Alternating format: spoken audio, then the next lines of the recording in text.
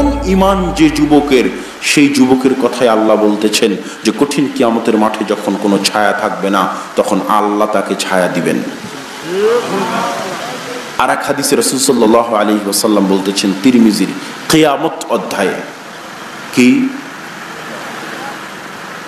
লা তাজুলু কদামা ইবনু আদম, আদম সন্তানের পা এক ধাপও সামনে এগোতে পারবে না, হাত্তা ইউসআলা আন আরবাইন, যতক্ষণ না আদম সন্তানকে চারটি বিষয়ে জিজ্ঞাসা করা হয়।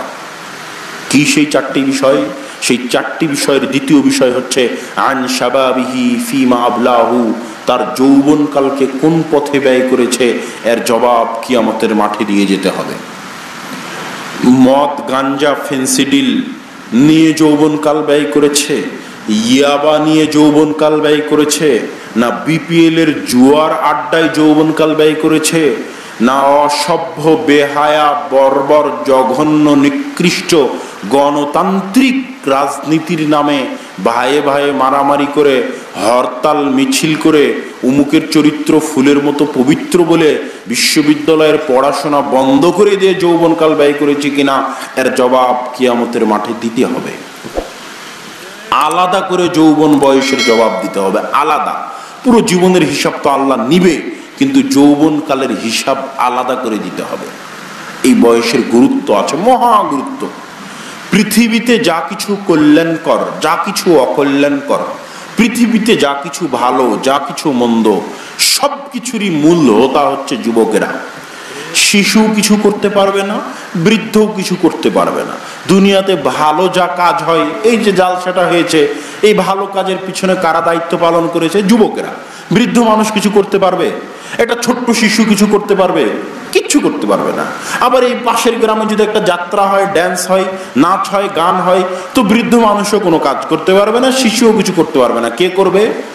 যুবকেরা করবে। ভালো হোক মন্দ হোক, কল্যাণ হোক অকল্যাণ হোক, সবকিছুর মূল হোতা হচ্ছে যুবকেরা। এই জন্য তাদের গুরুত্ব অপরিসীম এবং সীমাহীন। তাদেরকে সবাই ইউজ করতে চায়, ব্যবহার করতে চায় সবাই। সেটা কোনো সংগঠন হোক, কোনো দল হোক, কোনো রাজনৈতিক দল হোক, অরাজনৈতিক দল হোক, গন্ডগোল হোক, মারামারি হোক, টাকা দিয়ে হোক, আবেগ দিয়ে হোক, যুবকদেরকে ইউজ করতে চায়, ব্যবহার করতে চায় নিজেদের পিছনে। কিন্তু আল্লাহ সুবহানাহু ওয়া তাআলা সেটা চান না।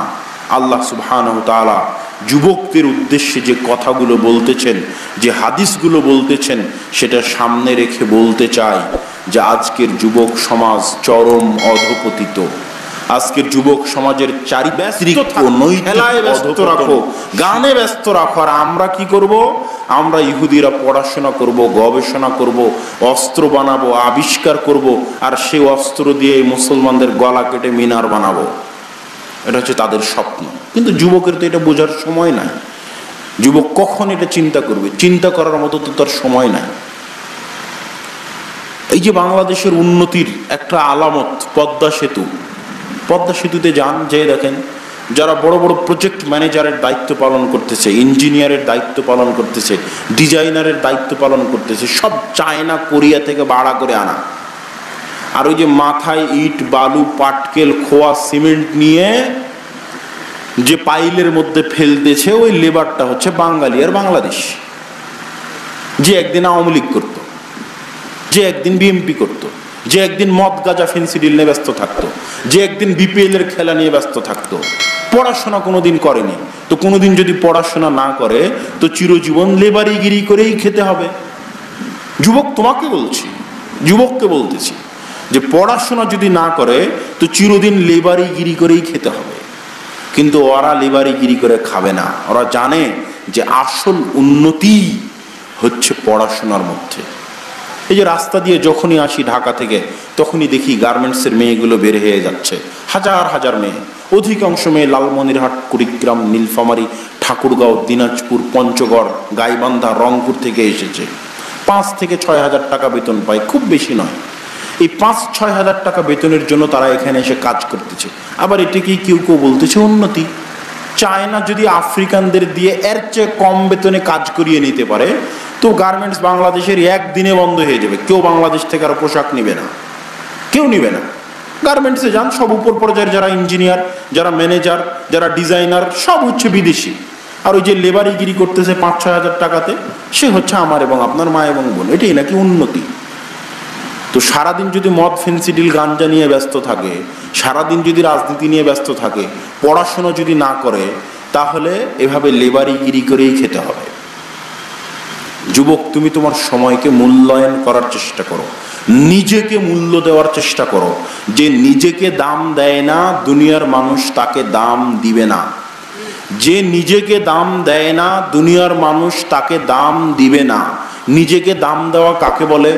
তুমি যখন একটা টিভিতে যখন খেলা দেখতেছো, সেই খেলোয়াড়ের অনুসরণ করতেছো, তখন যদি তোমার মনের মধ্যে এই প্রশ্ন জাগে যে আমি আমার সময় নষ্ট করে কেন এর খেলা দেখবো, কেন আর ছবি দেখবো, আমি আমার সময়কে কাজে লাগিয়ে এমন কিছু করব যেন এই খেলোয়াড় একদিন আমাকে টিভিতে দেখে।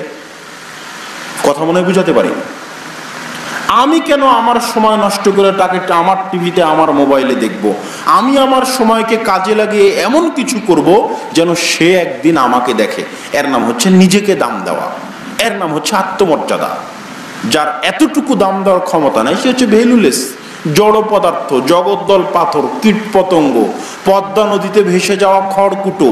খড়কুটোর যেমন কোনো শক্তি থাকে না, স্রোত যেই দিকে যায় খড়কুটো সেই দিকে যায়, ঢেউ যেদিকে আঘাত মারে খড়কুটো সেই দিকে যায়, যুগ যেই দিকে চলে যুবকও সেই দিকে চলে, যুগের তালে তাল মিলিয়ে চলে, ওর কোনো গুরুত্ব নাই, ভ্যালুলেস। ওকে একদিন কচু কাটা করে কাটবে ইহুদিরা, জীবন ওকে কোনোদিন উন্নতিতে নিয়ে যাবে না, অসম্ভব। মানুষের গোলামি করে খেতে হবে। এই জন্য আল্লাহ রাসূল বলতেছে, একদিন দুনিয়াবাসী, সারা পৃথিবীর সব মানুষ তোমাদের উপরে এমন ভাবে ঝাঁপিয়ে পড়বে যেমন ভাবে ক্ষুধার্ত ব্যক্তি খাবার টেবিলের উপর ঝাঁপিয়ে পড়ে। সাহাবীরা আশ্চর্য, বলতেছে আল্লাহ রাসূল, হাল নাহনু ইয়াউমাইদিন কালিল, সেই দিন কি আমরা অল্প হব, 1-2 জন হব সংখ্যায়, যে দুনিয়ার হাজার হাজার মানুষ আমাদের উপর ঝাঁপিয়ে পড়বে ক্ষুধার্তের মতো, হায়নার মতো?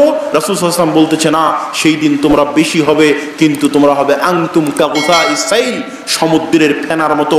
সমুদ্রের ফেনার যেমন কোনো মূল্য নাই, ঢেউ যেদিকে আঘাত মারে সেদিকে যায়, স্রোত যেদিকে চলে সেদিকে যায়। তোমরা 150-200 কোটি হওয়ার পরেও তোমাদের মূল্য হবে ফেনার মতো। কেন? নিজেকে দাম দেয় না। যে নিজেকে যে দাম দিবে না, ইহুদি ওকে দাম দিবে নাকি? নিজের সময়কে যে দাম দেয় না, তাকে দুনিয়ার মানুষ দাম দিবে নাকি? চিরদিন গোলামিগিরি করেই খাবে, আর ইহুদি খ্রিস্টান জবাই করে ওর গোস্ত দিয়ে, ওর মাথা দিয়ে মিনার তৈরি করবে। এই রোহিঙ্গাদের যেভাবে মারতেছে, এইভাবে বাঙালিদের পিটাবে একদিন, হিন্দুরা আর বৌদ্ধরা ধরে ধরে, যদি শিক্ষা অর্জন না করে, যদি সময়কে কাজে না লাগায়। অতএব যুবক, তোমার নিকটে অনুরোধ যে নিজের